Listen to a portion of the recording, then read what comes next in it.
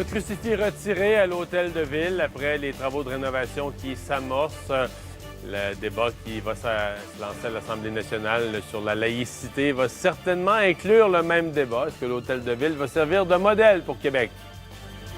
Bien, on a un débat qui s'en vient sur la laïcité au Québec. Là, le projet de loi, à mon avis, on est à quelques jours que le gouvernement de la CAQ ne le dépose. C'est tout proche, tout proche. Mais l'Hôtel de Ville, puis on nous dit que c'est pas relié. À l'Hôtel de Ville de Montréal, on nous dit que c'est un hasard. Il y a des travaux de rénovation qui s'en viennent à l'Hôtel de Ville de Montréal. On va déménager, un peu comme ils l'ont fait à la Chambre des communes. On va aller siéger pendant une couple d'années dans une autre salle. Et donc, quand on va revenir, on dit on a enlevé le crucifix. Il va aller dans un espace muséal. Il ne retournera pas dans la salle du Conseil. Est-ce que la même chose sera faite à l'Assemblée nationale en parallèle, en marge du débat sur la laïcité? Le débat est vraiment lancé. Michèle Sirois est anthropologue, coordonnatrice au Rassemblement pour la laïcité. Bonjour, Mme Sirois. Bonjour. Est-ce que vous vous réjouissez de la décision annoncée hier à la Ville de Montréal? C'est mitigé.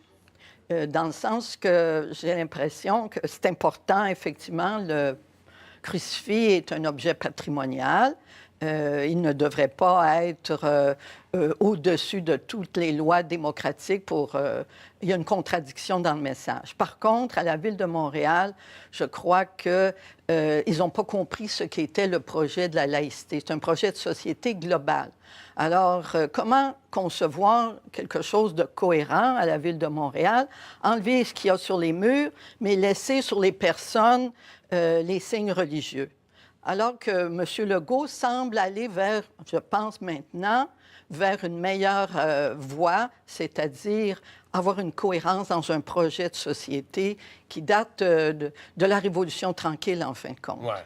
Donc, il y aurait une cohérence, donc, à dire on enlève le crucifix du lieu où se prennent toutes les décisions, en parallèle du fait que sur les personnes en autorité, on ne permet plus non plus les signes religieux. Vous auriez l'impression qu'on agit plus en cohérence? Les personnes en autorité, mais aussi les personnes qui votent les lois. Des personnes qui voteraient des lois pour enlever des crucifix, mais avec elles-mêmes auraient... Oh, vous êtes même pour les personnes qui siègent dans le Parlement? Oui, monsieur. Les défenseurs... parce que c'est vrai que les signes religieux sont permis... Mais oui, il y a des candidates et candidats qui peuvent porter des signes religieux. Il n'y en a pas encore d'élus, mais on pourrait s'en aller vers là. Donc, mais ça, c'est un autre débat. C'est-à-dire, d'abord, une loi sur la laïcité, qui suit notre projet de société depuis les années 60, un projet global, et non pas à la pièce, puis surtout pas tronqué, enlever un crucifix, ne pas enlever le restant. Alors donc, d'abord voir la loi sur la laïcité et après voir à la question de l'Assemblée nationale. Vous avez mentionné, tout de suite, dans une des premières réponses que vous m'avez données, vous avez dit que c'est un objet patrimonial. Parce qu'il y a aussi tout ce débat sur... Qu'est-ce qui a un caractère fondamentalement religieux? Qu'est-ce qui est patrimonial? Parce qu'évidemment, notre histoire, les 2 siècles qui ont précédé la Révolution tranquille, on a donné à tous nos villages, quasiment à toutes nos rues, des noms de saints.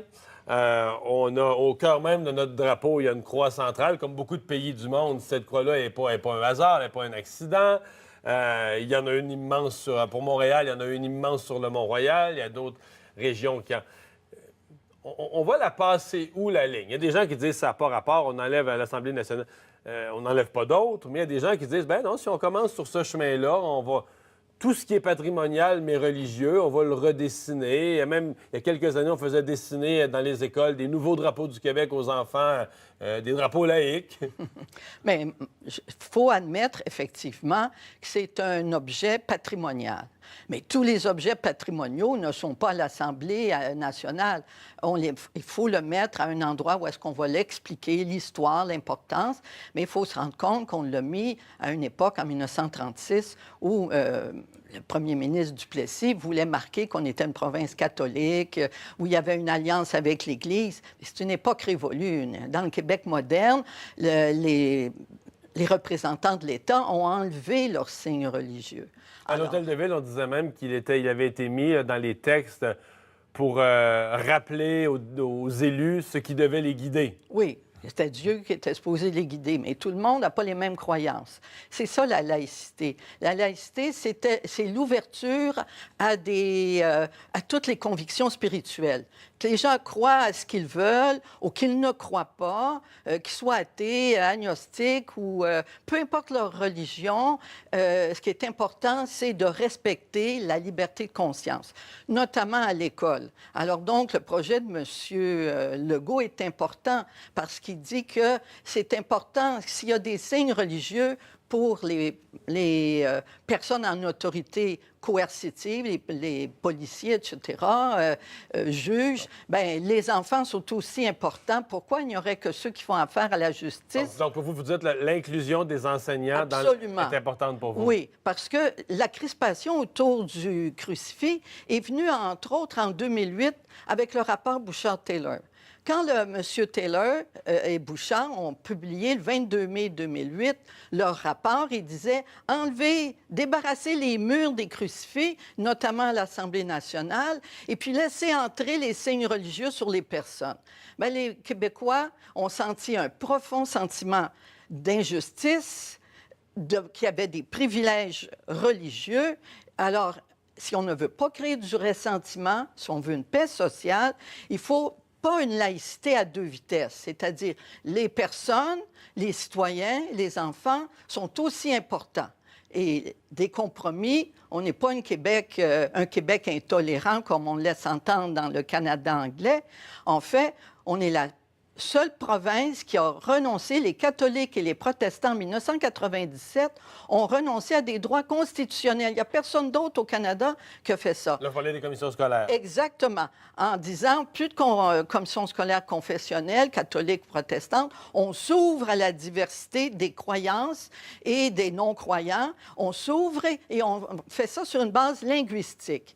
Bien, la laïcité, c'est pas rien qu'une question de compromis, c'est un projet de société qui doit être vu de façon globale et non pas à la pièce comme la mairesse de Montréal semble le voir. On enlève le crucifix, mais elle veut garder les conseillers avec des signes religieux.